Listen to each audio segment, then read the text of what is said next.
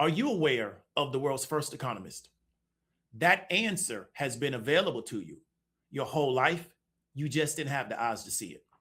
In this video, we're going to explore the world's first economist, the spiritual gift of administration and how that benefited the world's first economist, and the negative consequences of you not understanding economics and you choosing leadership that also does not understand economics and does not value the spiritual gift of administration. Let's get started. Want to give you a heads up on our last chance sale on the VIP options course. This sale will end January 31st, 2026. Once this sale is over, you will no longer be able to buy this course at any price. This course was normally going for a few $1,000s and we've discounted it to $497 to give people an opportunity to still buy this course before we pull it off the market. Here's a testimonial from Reliable Made. I recently purchased the VIP course.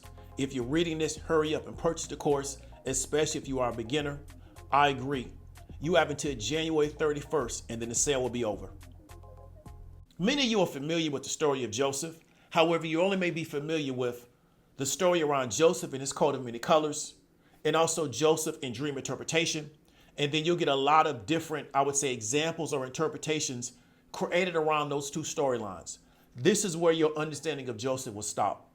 You may not be familiar with Joseph and his gift of administration, and also Joseph as the world's first economist.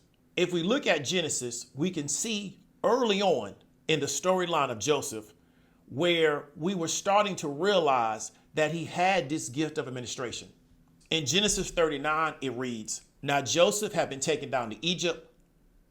Potiphar, an Egyptian who was one of Pharaoh's officials, the captain of the guard, brought him from the Ishmaelites who had taken him there.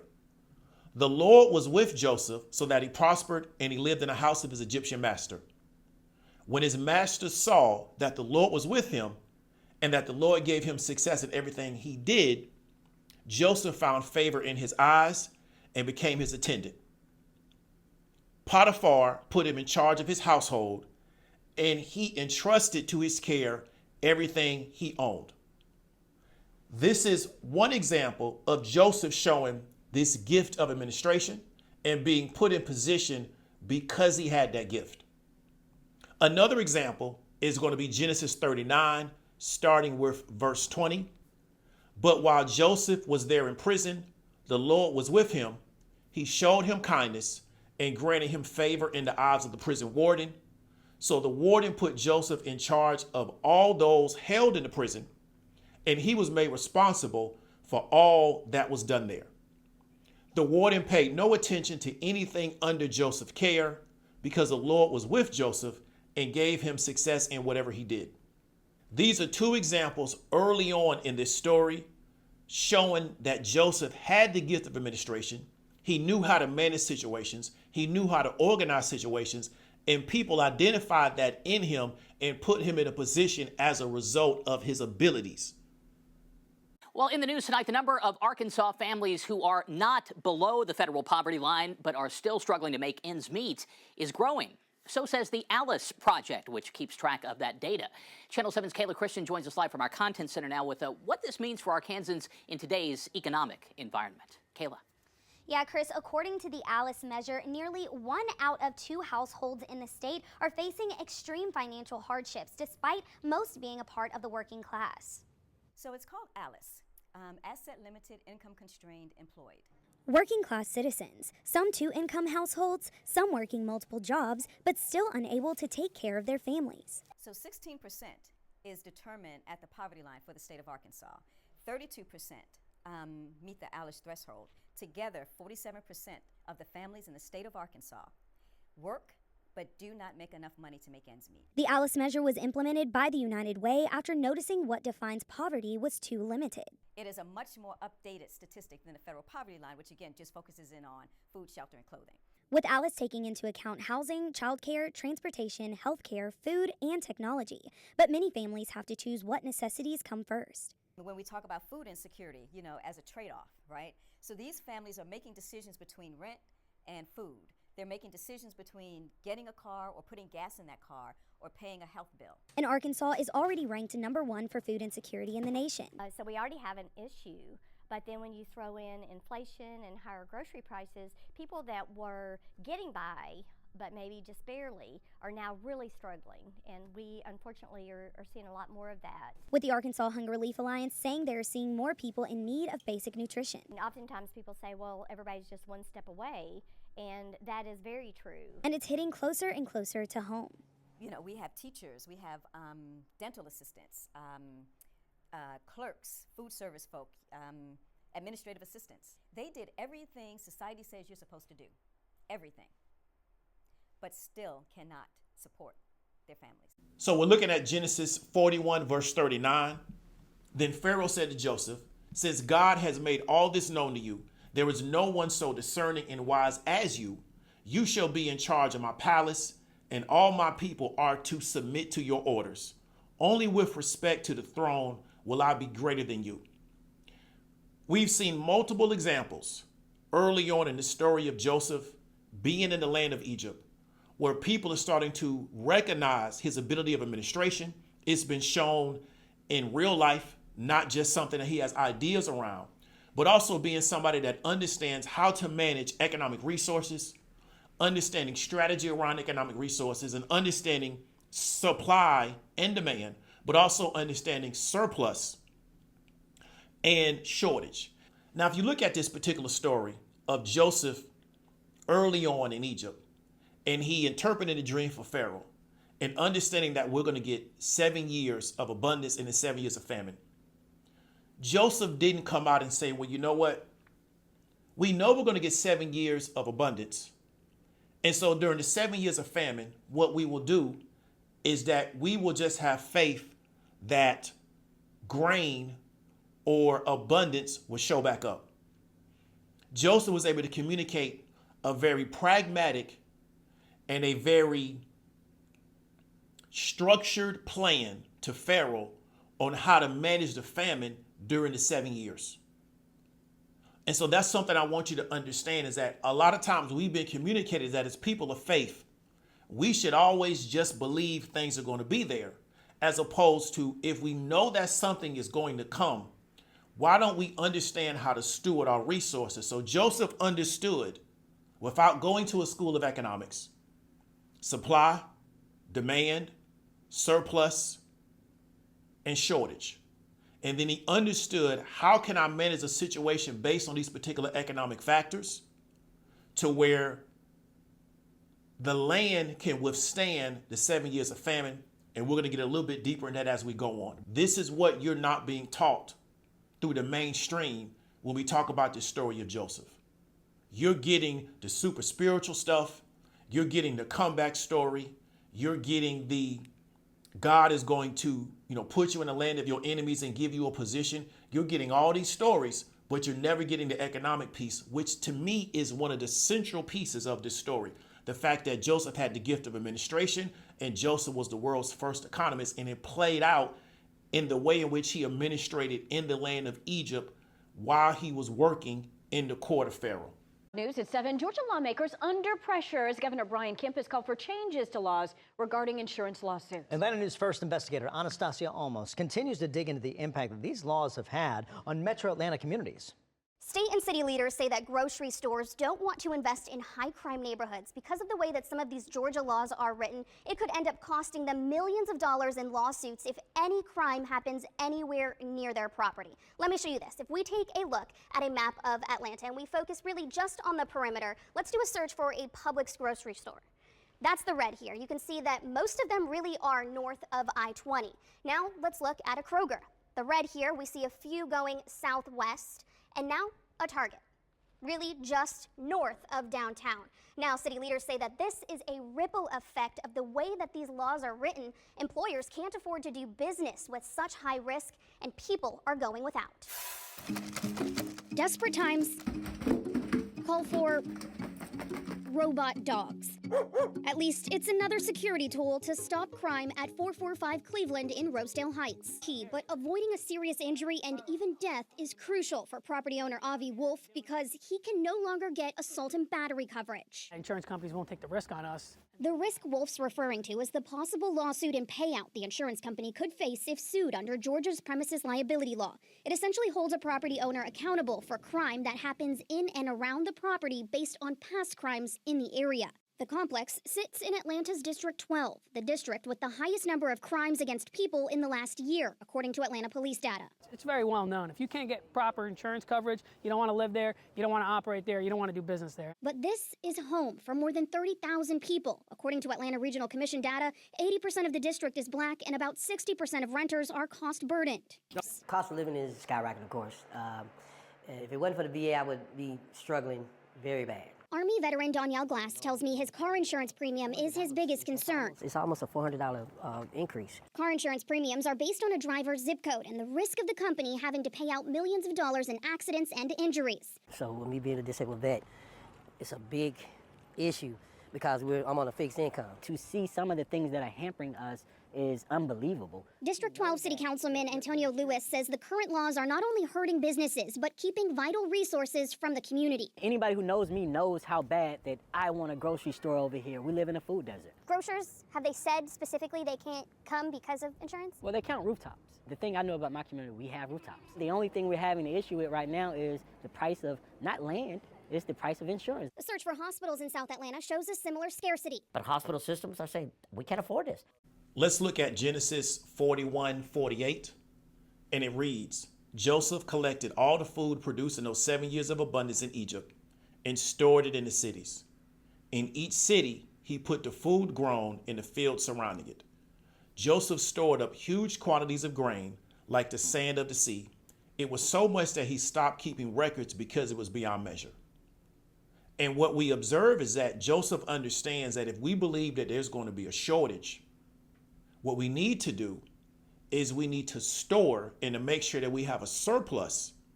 So then therefore, when the land runs out of grain, we have something to draw upon. There was not an idea to where we're going to live real good during the 7 years. And then when we hit the 7 years of the downside, grain's just going to produce itself because we believe in God. It was no, we're going to put together a structured plan based on economic surplus and economic shortage. And then we have a plan of how we're going to get through the shortage while we are experiencing the surplus. Staggering statistic. A new study finding 25% of New Yorkers living below the poverty line. That is the highest rate researchers have recorded since 2012. The Bronx has the highest poverty rate of any borough at 26%. Alicia Reed headed to a food bank to talk to people who are struggling to make ends meet. The number of people visiting Potts Community Kitchen and Food Pantry in the Bronx has tripled since before the pandemic, according to Executive Director Christina Hansen, who visited the state capitol yesterday to talk to legislators about the level of hunger people in her community are facing. The community is experiencing a lot of challenges combined with the increased cost of food. People are struggling to make ends meet. The latest poverty report from Robin Hood and its partner Columbia University shows 1 in 4 living in New York City are experiencing poverty, nearly double the national rate. The highest insecurity is in the Bronx. It's hard, yeah. Part of why we've seen the poverty rate go up this year is because basic expenses for food, shelter, utilities, phone, internet, those are the things that are going up at a higher rate than we're seeing for inflation overall. The poverty line for a couple with 2 children is just over $47,000, and people of color are disproportionately affected. On average, the community dining room at Potts serves 900 mouths a day, and the food pantry is constantly being restocked. We have households that range from singles to a family of 10. Half of New Yorkers are either living in poverty or low income, facing hardships trying to cover basic expenses. Everything's going up. The MetroCard went up. You know, everything's going up. That helps a lot. That's why a lot of people come over here. We're looking at Genesis 41, verse 53, and it reads, "The 7 years of abundance in Egypt came to an end, and the 7 years of famine began just as Joseph had said. There was famine in all the other lands, but in the whole land of Egypt there was food. when all Egypt began to feel the famine, the people cried to Pharaoh for food. Then Pharaoh told all the Egyptians, go to Joseph and do what he tells you. When the famine had spread over the whole country, Joseph opened all the storehouses and sold grain to the Egyptians, for the famine was severe throughout Egypt. And all the world came to Egypt to buy grain from Joseph because the famine was severe everywhere. And what we want to understand from, I would say, a comprehensive standpoint in these verses is that this is an extension of the example of Joseph understanding how to manage the economic surplus. So then therefore we come into an economic shortage, we have an ability to withstand it. And it was because they took the very pragmatic, I would say, attitude around we need to make sure that we're storehousing what we have when we have it. So then therefore, when we go into the 7 years of famine, we can withstand it and get through it. The famine was so large, it didn't just impact Egypt, it impacted all of the lands around Egypt. And if you really understand the story around Joseph, that's how he was able to come back in contact with his family because of how large the famine was, not just in Egypt, but in the other lands. And Egypt was known as the only place that had food left. New this morning, we are getting a closer look at Houston's poverty numbers. According to new data from the U.S. Census Bureau, more than 1 in 5 Houstonians live below the federal poverty line. That's the highest rate among the nation's largest cities. Kids are hit hardest, with nearly 1 in 3 under the age of 18 living in poverty. Economists point to low wages and limited job opportunities as key factors. And while the rate hasn't spiked in recent years, it hasn't improved a whole lot either. Houston's poverty rate of 21.2% puts it just ahead of Philadelphia at 19.7% and New York City, which sits at 18%. In this part of the timeline, the famine in Egypt has become very, very severe because we understand it's going to be a 7-year famine. So we're looking at Genesis 47:13. There was no food. However, in the whole region, because the famine was severe, both Egypt and Canaan wasted away because of the famine. Joseph collected all the money that was to be found in Egypt and Canaan in payment for the grain that they were buying and brought it to Pharaoh's palace. When the money of the people of Egypt and Canaan was gone, all of Egypt came to Joseph and said, give us food. Why should we die before your eyes? Our money is gone. Then bring your livestock, said Joseph. I will sell you food in exchange for your livestock, since your money is gone. So they brought their livestock to Joseph, and he gave them food in exchange for their horses, their sheep and goats, their cattle and donkeys. And he brought them through that year with food in exchange for all their livestock. This is really, really important. What we have witnessed, or what we understand by reading some of the earlier text, is that Joseph was the world's first economist. He understood supply and demand. He understood surplus and shortage. He understood how to create a plan, how to administrate Egypt through this particular famine. And then he understood how to execute the plan day in, day out, day in, day out, day in, and keep doing it over and over again, because this is going to be 14 years of this situation. The first, we have to be able to store grain, manage our grain supplies. You got to understand you're managing a product. They didn't have advanced refrigeration back then. They didn't have some of the things we have now. So Joseph had to have the wisdom around how to manage this. Then once we go through the 7 years of famine, how do I administrate distributing this particular grain, managing the money that comes in as a result? So we talked about Joseph being a good steward of the money and making sure that it is managed properly.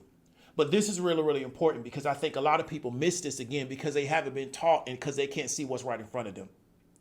What we're describing here, where 17, so they brought their livestock to Joseph, and he gave them food in exchange for their horses, their sheep, their goats, their cattle and donkeys. And he brought them through that year with food in exchange for all their livestock. What Joseph did was he created a commodity market.